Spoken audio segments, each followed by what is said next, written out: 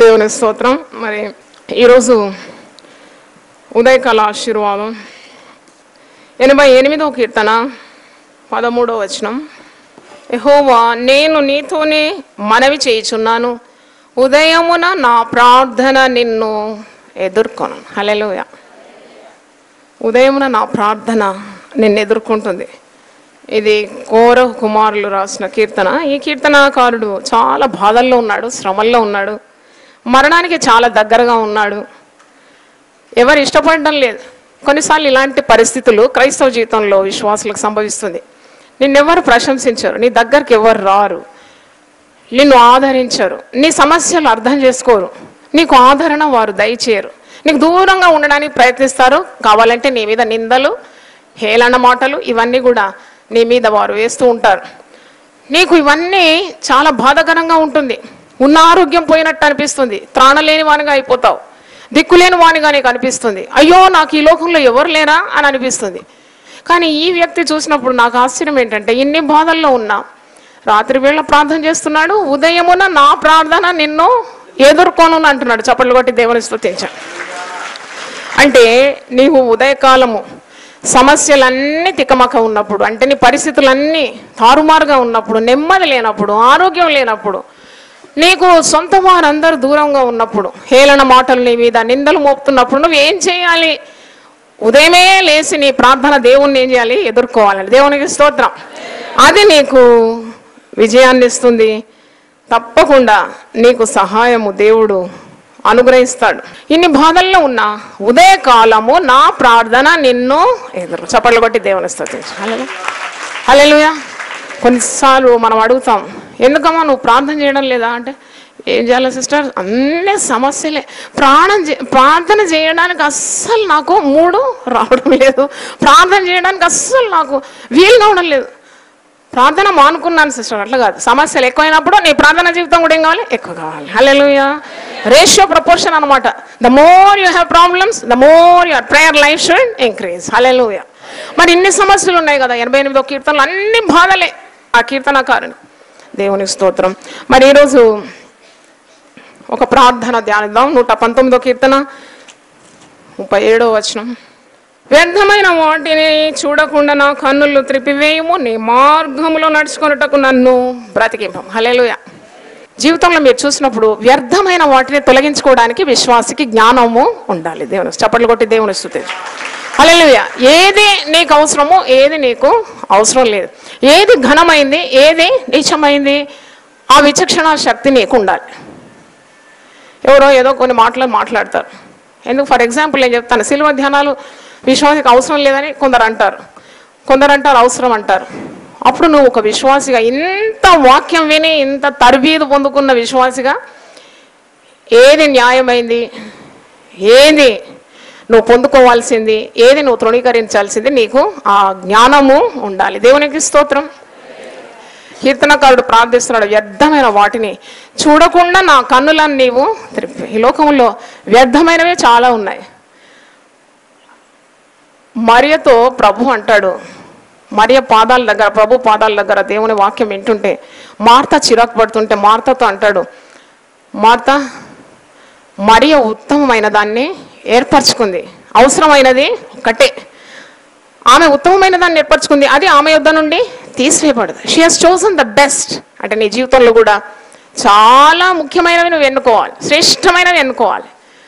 శ్రేష్టమైంది ఉదయకాలం లేచి ప్రార్థన చేయడం, శ్రేష్టమైంది దేవుని వాక్యాన్ని పఠించడం, శ్రేష్టమైంది భక్తులు చెప్పే వాక్కులు వినడం, శ్రేష్టమైంది మందిరానికి రావడం, దేవుని బిడ్డలతో సహవాసం పొందుకోవడం, శ్రేష్టమైంది 40 రోజులు ఉదయకాలం లేచి దేవుని సన్నిధికి రావడం. వ్యర్థమైంది ఏంటి? టీవీ సీరియల్ ముందు కూర్చొని అర్థం లేదు పర్థం లేదు చూస్తూ చూస్తూ చూస్తూ సమయాన్ని, ఆరోగ్యాన్ని అంత పాడు చేసుకుంటాం. అది అవసరం లేదు నీకు.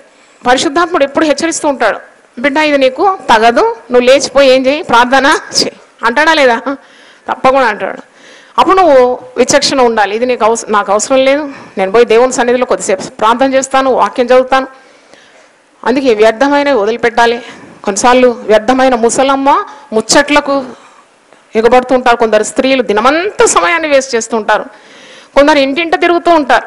కొందరు షాపింగ్లు అంటారు, భర్తను పిల్లల్ని వదిలేసి తోటి స్త్రీలతో ఉదయం వెళ్ళిన స్త్రీలు తిరిగి సాయంకాలం అయినా రాత్రైనా తిరిగి రారు. అంటే వారి కుటుంబాలను పట్టించుకోవడం లేదు, దేవుని నియమాలను పాటించడం లేదు. అట్టి కుటుంబాలన్నీ కూలిపోవడం మనం చూస్తూ ఉంటాం. అంటే నీకు ఏది కావాలి, ఏది కావద్దు, ఆ విచక్షణ నీకు ఉండాలి. అందుకే వ్యర్థమైన వాటిని చూడకుండా నా కన్నులను త్రిప్పేయి ప్రభువా. ఫిలిపియన్స్ 4:8. మెట్టుకు సహోదరులారా, ఏ యోగ్యతైనను మెప్పైనను ఉండినేడల ఏవి సత్యమైనవో, ఏవి మాన్యమైనవో, ఏవి న్యాయమైనవో, ఏవి పవిత్రమైనవో, ఏవి రమ్యమైనవో, ఏవి ఖ్యాతి గలవో వాటి మీద ధ్యానము ఉంచుకొనుడి. హల్లెలూయా. వాటి మీద ధ్యానం ఉండాలి. శ్రేష్టమైన వాటి మీద నీ మనసు ఉండాలి. కాకి ఎప్పుడు కూడా చచ్చింది తింటుంది, చాలా దగ్గరకు ఎగురుతుంది, అది మీదకి ఎగరరాదు. పక్షిరాజు వల్లే రెక్కలు చాపి పైకి ఎగరడానికి దానికి రాదు. కోడికి కూడా రెక్కలు ఉన్నాయి కానీ ఎగరదండి, విశ్వాసం లేదు దానికి. కోడి కిందనే తిరుగుతుంటుంది చూడు, రెక్కలు ఉంది, లాభం ఏమైనా ఉందా? లేదు. కొందరు విశ్వాసాలకు చాలా వాక్య జ్ఞానం ఉంటుంది కానీ పైకి ఎగరడానికి రాదు. కాకి దగ్గరికి ఎగురుతుంది, పిట్టలు దగ్గరికి ఎగురుతుంది, ఎప్పుడు రెక్కలు కొట్టుకుంటాయంట. పక్షిరాజు ఎప్పుడు రెక్కలు కొట్టదు, రెక్కలు ఏం చేస్తుందంటే చాపుతుంది. హల్లెలూయా. చాపి సుడిగాల్లో కూడా మరి పైకి ఎగిరిపోతుందంట. ఎందుకు? దాని రహస్యం ఏంటంటే పక్షిరాజు ఎప్పుడు కూడా జీవము గల దాన్నే భక్షిస్తుందంట, తింటుందంట. కాకి లేక వల్చర్ ఇలాంటి గద్దలు చచ్చిన వాటి మీద వ్రాలుతాయి, చచ్చిన వాటిని తింటుంది. పక్షిరాజు ఎప్పుడు కూడా జీవమున్న వాటిని తింటుందట. అంత శక్తి, అంత బలం ఉంది పైకి ఎగరడానికి. అందుకే విశ్వాసిని పక్షిరాజుతో పోల్చి యెహోవా కొరకు ఎదురు చూచేవారు నూతన బలం పొందుతారు, వారు పక్షిరాజుల వల్లే రెక్కలు చాపి పైకి ఎగురుతారు. హల్లెలూయా. అంటే వ్యర్థమైనవి, నీ ఆత్మీయ జీవితానికి తగనివి నువ్వు దూరం ఉంచుకోవాలి. ఏది నీ ఆత్మీయ జీవితాన్ని వృద్ధిపరుస్తుందో, ఏ కార్యాలు నిన్ను దేవునికి దగ్గరగా తెస్తుందో వాటి మీద నీవు లక్ష్యం ఉంచాలని. వ్యర్థమైన వాటిని చూడకుండా నా కన్నులు త్రిప్పివే, నీ మార్గంలో నడుచుకొనుటకు నన్ను బ్రతికి. ఒక నామము 185వ నామం, నా కార్యము సఫలము చేయు దేవుడు. హల్లెలూయా. ఇది 57వ కీర్తన 2వ వచనంలో ఉంది. మహోన్నతుడైన దేవునికి నా కార్యము సఫలము చేయు దేవునికి నేను మొరపెట్టుచున్నాను. అంటే కార్యము సఫలము చేయు దేవుడు. 3 సార్లు స్తోత్రం చెప్పండి.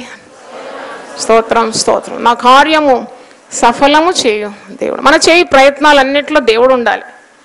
మన చేతుల కష్టార్జితాన్ని ఆయన ఆశీర్వదించాలి. నీ జీవితంలో అభివృద్ధి కలగాలంటే దేవుడు నిన్ను ఆశీర్వదించాలి. నీవు మరి ఏవైతే ముందు పెట్టుకొని ప్రయత్నిస్తున్నావో, లేక ఏవేవి నీ ఆశయాలుగా ఉన్నాయో, పనులు లేక నీ గమ్యము, గురి, వీటన్నిటిలో నీకు జయము కావాలంటే తప్పకుండా దేవుడు నీకు ఆ సఫలత దయచేయాలి. అందుకే ప్రార్థన చేస్తున్నాడు, మహోన్నతుడైన దేవునికి నా కార్యము సఫలము చేయి దేవునికి నేను మొర్ర పెట్టుచున్నాను. హల్లెలూయా.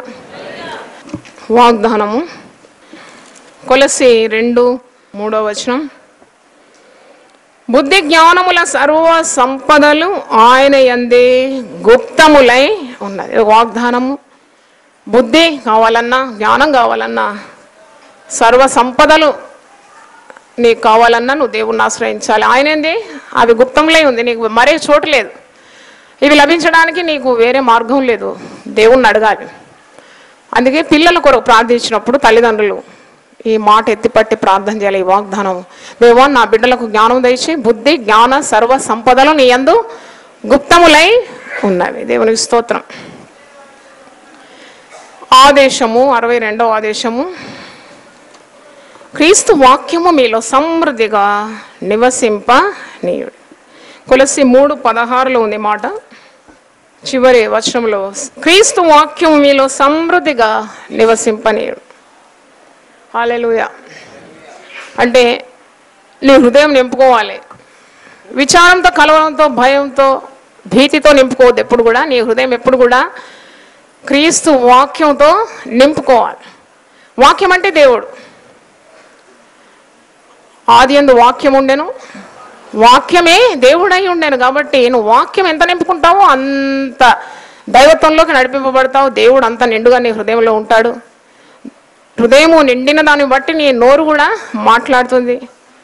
విశ్వాస మాటలు పలకాలన్నా, బలమైన మాటలు నీ నోటి నుండి రావాలన్నా నీ హృదయం నింపుకున్న దాన్ని బట్టి ఉంటుంది. కాబట్టి దేవుని వాక్యం సమృద్ధిగా మీ హృదయంలో నివసింపనీయాలి. ఈ రోజుల్లో చూసినప్పుడు ఎంతమందికి హార్ట్ అటాక్స్ వస్తున్నాయి, గుండె రోగాలు ఎన్నో ఉన్నాయి. గుండె బలహీనమైపోతుంది, ఎందుకంటే దేవుని వాక్యం లేదు.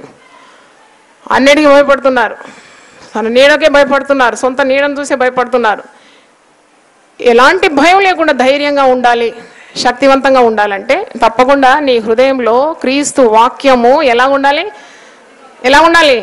సమృద్ధిగా ఉండాలి. దేవుని స్తోత్రం. హల్లెలూయా. చేతులైతే దేవుని స్తుతిద్దాం.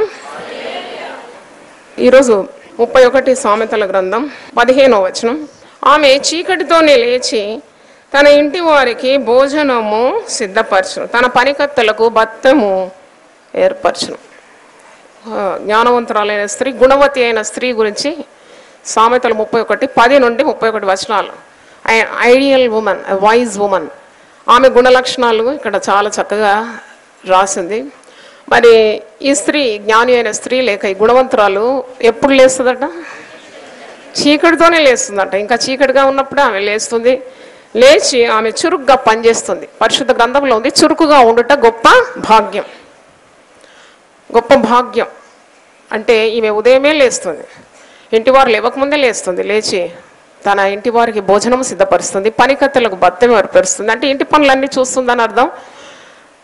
ఆమెకు ఇంత ఆరోగ్యం ఉందా అని నాకు అనిపించింది. చదువుతుంటే బలమును ఘనతయు ఆమెకు వస్త్రములు అని 25 వచనంలో ఉంది. అంటే ఈమెకు she's a very strong women, very good character, very active, చాలా చురుకు, మళ్ళీ చేతులతో బలంగా పనిచేస్తుంది. ఆమె జ్ఞానం కలిగి తన నోరు తెరుస్తుంది. ఆమె పిల్లలు లేచి ఆమెను ధన్యురాలు అంటున్నారు. ఆమె అందం సంగతి లేదు ఇక్కడ, షీఈ్ ఎ బ్యూటిఫుల్ అని ఉమెన్ అని లేదు, కానీ అందం మోసకరం, సౌందర్యం వ్యర్థం. దేవుని యందు భయభక్తులు గల స్త్రీ కొనియాడబడు, అంటే ఈమె దేవుని యందు భయభక్తులు గల స్త్రీ. హల్లెలూయా. ఈమె ఉదయమే లేస్తుంది, ఇంకా చీకటిగా ఉన్నప్పుడే లేస్తుంది, తన ఇంటి సంగతులన్నీ చూస్తుంది. స్త్రీలారా మీరు యెహోవా మాట వినుడి అనే వాక్యంలో ఉంది. అంటే పురుషులు దినమంతా పనిచేసి అలసిపోతారు, వారు లేవద్దని కాదు, వారు కూడా లేవాలి. కానీ ఇంటిలో ఉన్న స్త్రీలు ముఖ్యంగా మధ్యాహ్నం వారికి కొద్దిగా పడుకోవడానికి, రెస్ట్ తీసుకోవడానికి సమయం ఉంటుంది. కాబట్టి వారు ఇంకా ఉదయమే లేచి, చీకటిగానే లేచిందండి. ఉదయం లేచినట్టు కాదు, ఈమె ఎప్పుడు లేచింది? చీకటితోనే లేచింది. మరి ఇంటి పనులన్నీ కూడా చూస్తుంది, ఇంటి వారికి భోజనం సిద్ధపరుస్తుంది. నేను ఇది చదువుతుంటే ఇంటి వారికి భోజనం అంటే శారీరకమైన భోజనం మాత్రం కాదు, ఆత్మీయ ఆహారం కూడా ఆమె వడ్డించే శక్తి ఆమె దేవుని దగ్గర పొందుకుంటుంది. దేవుని స్తోత్రం. ఆమె జ్ఞానం కలిగి తన నోరు తెరుస్తుందని 26వ వచనంలో. ఇంత జ్ఞానము, ఇంత సామర్థ్యము, ఇంత శక్తి, ఇంత బలము, ఇంత తెలివి, మరి ఇంత ఘనత, ఈమె ఘనురాలు, ఈమె ధన్యురాలు అని వాక్యంలో ఉంది. ఎందుకు పొందుకుంటుందని? ఆమె చీకటితోనే లేదు. The secret of her success is she rises very early even while it is dark. Hallelujah. ఈరోజు ప్రార్థన 119వ కీర్తన 133వ వచనం. నీ వాక్యమును బట్టి నా అడుగులు స్థిరపరచుము, ఏ పాపమును నన్ను ఏలనీయకు. ఇది ఒక ప్రార్థన. ఎన్నెన్నో చిన్న చిన్న ప్రార్థనలు మీరు విన్నప్పుడు ఆ ప్రార్థనలు చేయాలి. ఎప్పుడు అన్నం కావాలి, వస్త్రాలు కావాలి, ఇల్లు కావాలి, వాకిలు కావాలి, పెళ్ళి కావాలి, బాబు చదువుకోవాలి, ఉద్యోగం కావాలి అన్నట్టు మాత్రం కాకుండా చాలా తెలివైన ప్రార్థనలు, జ్ఞానంతో కూడిన ప్రార్థనలు అనేకంగా పరిశుద్ధ గ్రంథంలో ఉంది. నా అడుగులు జారకూడదు, నా అడుగులు తొట్టిల్లకూడదు, నేను సరిగ్గా నడవాలి. మరి నా అడుగులను నీవు స్థిరపరచాలి. నీ వాక్యం నా హృదయంలో ఉంటే నా అడుగులు జారవు. దేవుని స్తోత్రం. ప్రార్థన ఏంటంటే ఏ పాపమును నన్ను ఏలనీయకు. పాపం ఎప్పుడు కూడా ఏలుతుంది. పాపము నీలో ప్రవేశిస్తే నువ్వు పాపానికి బానిసైపోతావు. పాపం ఎలా కమాండ్ చేస్తుందో అలాగే నీ అడుగులు ముందుకు వెళ్తుంది. అంటే సాతాను మన గర్భశత్రువు, వాడు మన శత్రువు, మన పతనాన్ని కోరుతున్నాడు. పాపంలో పడేస్తాడు, నీ పతనం చూస్తాడు, నిన్ను నరకపాలు చేసేస్తాడు. కాబట్టి నీవు దేవుని వాక్యం నీ హృదయంలో ఉంచుకోవాలి. ఏ పాపం నిన్ను ఏలనీయదు. కనుక నేను వీటిలో పడకుండా నాకు సహాయం దయచే. 19వ కీర్తన 13వ వచనం. దురభిమాన పాపంలో పడకుండా నీ సేవకుని ఆపుము, వాటిని నన్ను ఏలనీయకు. పాపం ఏలుతుంది చూడండి. మనల్ని ఎవరు ఏలాలి? ప్రభు ఏలాలి. దేవుని స్తోత్రం.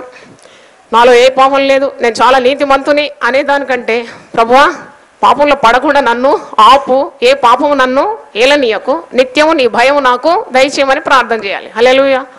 యోహాను సువార్త 8:31 చూడండి. జాన్ 8:31. పాపము చేయకుండా ఉండడానికి నువ్వు నిత్యము దేవుని వాక్యములో నిలిచి ఉండాలి. అప్పుడు నీ మీద పాపము ప్రభుత్వము చేయదు. జాన్ 8:31. కాబట్టి యేసు తనను నమ్మిన యూదులతో ఇలాగంటున్నాడు, మీరు నా వాక్యమందు నిలిచిన వారైతే నిజముగా నాకు శిష్యులై ఉండి సత్యమును గ్రహించుదురు. అప్పుడు సత్యము మిమ్మును స్వతంత్రులుగా చేయ. హల్లెలూయా. సత్యము, దేవుని వాక్యము సత్యం. ఆ సత్యములో నిలిచి ఉన్నావు, వాక్యమును నిలిచి ఉంటే నువ్వు సత్యాన్ని గ్రహిస్తావు. You know what is truth. ఆ సత్యమును గ్రహించి ఆ సత్యమే నిన్ను పాపం యొక్క బానిసత్వం నుండి విడిపిస్తుంది. నీ కట్లు ఏం చేస్తుంది? తెగిపోతుంది. నువ్వు పాపం చేయవిగా.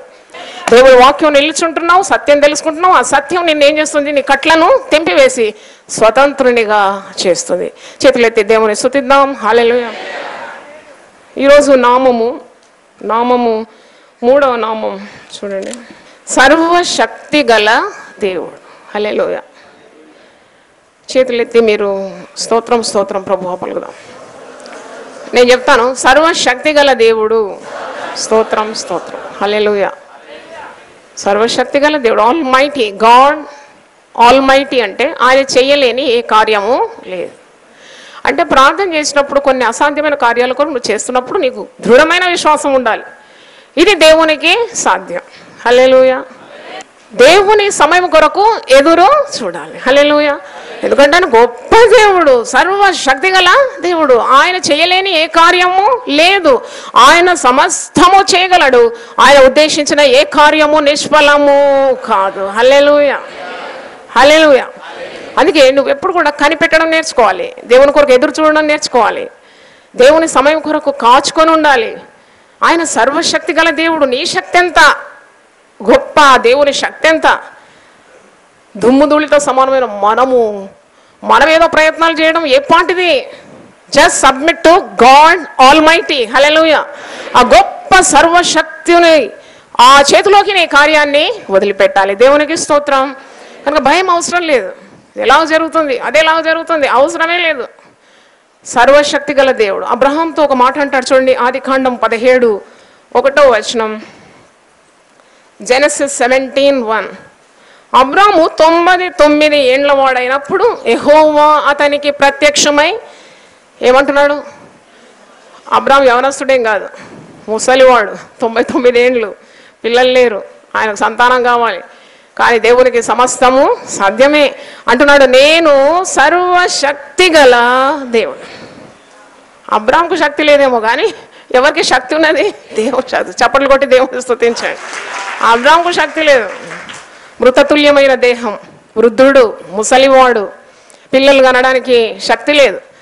ఆ బలహీనతో బలవంతుడైన దేవుడు, సమస్తము చేయగల దేవుడు అంటున్నాడు. నేను ఎలాంటి దేవుడను? సర్వశక్తి గల దేవుడు. నా సన్నిధిలో నడుచుచు నిందారహితుడవై ఉండు. కానీ ఒక కండిషన్ ఉంది చూడండి, నేను సర్వశక్తి గల దేవుడను, కానీ నీవు ఎలాగో నా సన్నిధిలో నడుచుకోవాలి? నిందారహితంగా నడుచుకోవాలి. హల్లెలూయా. 2వ వచనం, ఒక గొప్ప వాగ్దానం. నాకును నీకును మధ్య నా నిబంధనను నియమించి నిన్ను నేనేం చేస్తాను? అత్యధికముగా అభివృద్ధి పొందించేదను. హల్లెలూయా. ఇప్పుడు నువ్వు కొద్దిగా ఉన్నావు కానీ తుదకు నీవు మహాభివృద్ధి పొందుతావు. దేవునికి స్తోత్రం. ఈరోజు వాగ్దానము 385. యథార్థముగా ప్రవర్తించు వారికి ఆయన ఏ మేలులో చేయక మానడు. హల్లెలూయా. యథార్థమే పదార్థం అంటారు కదా. ఎంత యథార్థం అంత నీకు పదార్థం. జిత్నా నియత్ ఉత్నా బర్కత్. అంటే నీకు ఎంత యథార్థత ఉంటుందో అంత పైకి నీ దేవుడు తీసుకొస్తాడు. యథార్థవంతులకు ఆయన ఏ మేలు చేయక మానడు. యథార్థవంతుల గుడారము వర్ధిల్లుతుందంట. యథార్థవంతుల త్రోవ రాజమార్గం. యథార్థవంతులను బలపరచుటకు యెహోవా కనుదృష్టి లోకమంతటా సంచరిస్తుందట. దేవునికి స్తోత్రం. యథార్థవంతుల ప్రార్థన ఆయనకు ఆనందకరం. హల్లెలూయా. యథార్థత లేకుండానే పైకి రావడం లేదు. యథార్థత ఉండాలి కంప్లీట్గా. దేవుడిని ఎప్పుడు చూస్తున్నాడనే ఒక ఆ దైవ భయం ఉంటే తప్పకుండా నువ్వు యథార్థంగానే ప్రవర్తిస్తావు. ఆయన యథార్థవంతులకు ఎల్లప్పుడూ తోడుగా ఉంటాడు. ఒక్క మాట మీకు జ్ఞాపకం చేస్తాను. యోబు గ్రంథం 4వ అధ్యాయము 6, 7 చదువుతున్నా. నీ భక్తి నీకు ధైర్యము పుట్టింపదా?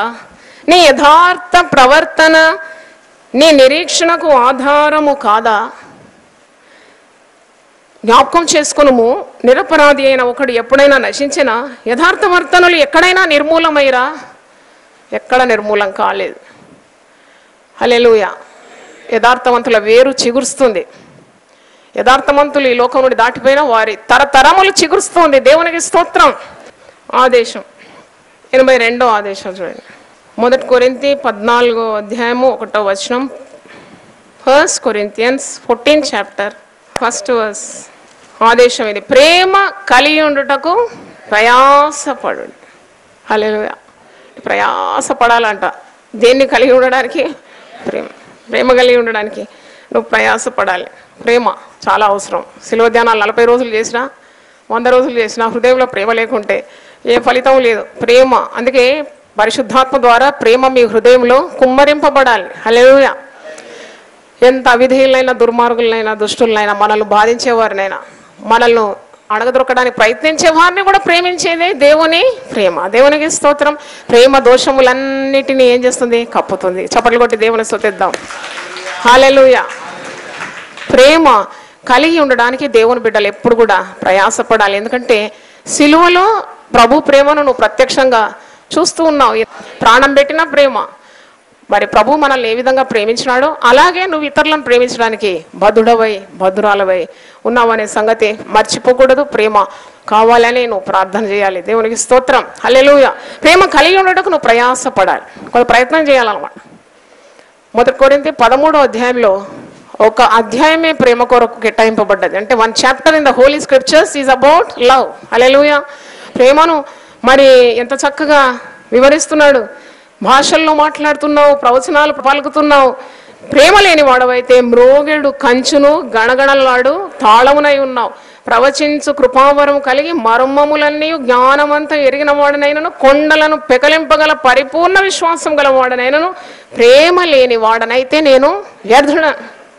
కాల్చబడుట బీదల పోషణ కొరకు నా ఆస్తి అంతా ఇచ్చి కాల్చబడుటకు నా శరీరం అప్పగించను, ప్రేమ లేని వాడనైతే నాకు ప్రయోజనం ఏమీ లేదు. నేను ఈ వాక్యం చదువుతుంటాను. బీదల పోషణకు మరి ఆస్తి అంత ఇచ్చినోడికి ప్రేమ లేకుండా ఇస్తాడా? మరి ఆస్తి ఇచ్చినోడు కదా అని నేను ఇలా ధ్యానిస్తుంటే వాడు ప్రేమతో ఇవ్వలేదు, పేరు కొరకు ఇచ్చినాడు అనమాట. అందుకే వాక్యంలో ఉంది, బీదల పోషణ కొరకు నీ ఆస్తి అంతా ఇచ్చిన, కాల్చబడుటకు నీ శరీరం అప్పగించిన, ప్రేమ లేని వాడవైతే నీకు ప్రయోజనం ఏమీ లేదు. అంటే చూడండి, కొన్ని పనులు పేరు ప్రతిష్టల కొరకు చేస్తారట. దేవునికి ఇవ్వడం కూడా నలుగురు తెలుసుకోవాలని ఇవ్వడం కాదు. అంటే నిజమైన ప్రేమ, దేవుని పట్ల ప్రేమ, సేవ పట్ల ప్రేమ, తోటి మానవుల పట్ల ప్రేమతో ఆ పనులు చేయాలి. ప్రేమ కలిగినట్టుకు నువ్వు ప్రయాసపడాలి, కొద్దిగా తగ్గించుకోవాలన్నమాట. ఒక అత్త కోడళ్ళు ప్రేమించాలి అంటే, ప్రభు ప్రేమతో ప్రేమించాలంటే కొంచెం తగ్గాల్సి వస్తుంది. పర్వాలేదు, అయినా ప్రేమ కలిగి ఉండటం ఏం చేయాలి? నువ్వు ప్రయాసపడ. భర్త బాధిస్తున్నా ఆ భార్య ఆ భర్తను ప్రేమించాలంటే కొద్దిగా తగ్గించుకొని ప్రేమించాలి. అప్పుడు తప్పకుండా దేవుని కనికరం ఆ కుటుంబం మీదకి దిగుతుంది. దేవుని స్తోత్రం. పిల్లలు తిరగబడుతున్నారు, అయినా ప్రేమతో వారి కొరకు నువ్వు పరిచర్య చేస్తున్నావు, ప్రార్థన చేస్తున్నావు. అప్పుడు ప్రేమ కలిగి ఉండడానికి ఒక విశ్వాసిగా నువ్వు ఏం చేస్తున్నావు? ప్రయత్నము చేస్తున్నావు. నీ ప్రయాసము ప్రభువునందు ఏనాడు వ్యర్థము కాదు. చప్పట్లు కొట్టి దేవుని స్తుతిద్దాం. హల్లెలూయా. నీ ప్రయాసం ఏనాడు వ్యర్థంగా. You are trying for love, trying to build up unity, trying to give Jesus love. తప్పకుండా దానికి ఫలం ఉంటుంది. హల్లెలూయా. నేను ఇప్పుడు చెప్తాను, మీరు చేతులైతే ఏమనాలి? చిత్తము ప్రభు.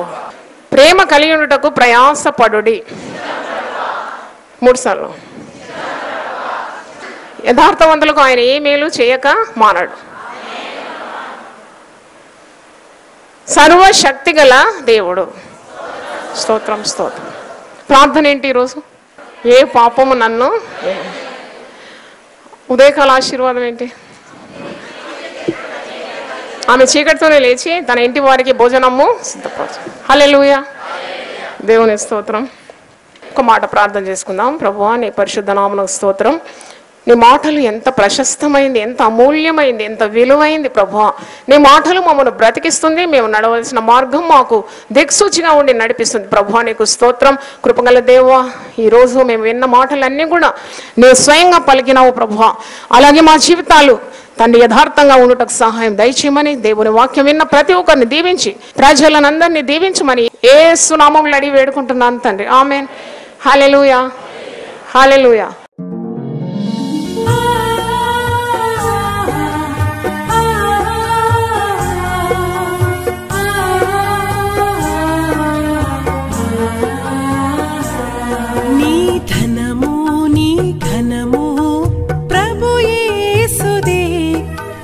దశమా భాగము నీయ వెనుదీతువా. నీ ధనము నీ ఘనము ప్రభు యేసుదే, నీ దశమా భాగము నీయ వెనుదీతువా. ధరలోన ధనధాన్యములనీయగా కరుణించి కాపాడి రక్షింపగా. ధరలోన ధనధాన్యములనీయగా కరుణించి కాపాడి రక్షింపగా. పరలోకనాదుండు నీకీయగా మరి యేసు కొరకీయ వెనుదీతువా. పరలోకనాదుండు నీకీయగా మరి యేసు కొరకీయ వెనుదీతువా. నీ ధనము నీ ఘనము ప్రభు యేసుదే, నీ దశమా భాగము నీయ వెనుదీతువా. పాడి పంటలు ప్రభువు నీకీయగా కూడు గుట్టలు నీకు దయచేయగా. పాడి పంటలు ప్రభువు నీకీయగా కూడు గుట్టలు నీకు దయచేయగా. వీడంగ ప్రభు యేసు నామంబును గడువేల ప్రభుకీయను క్రైస్తవ.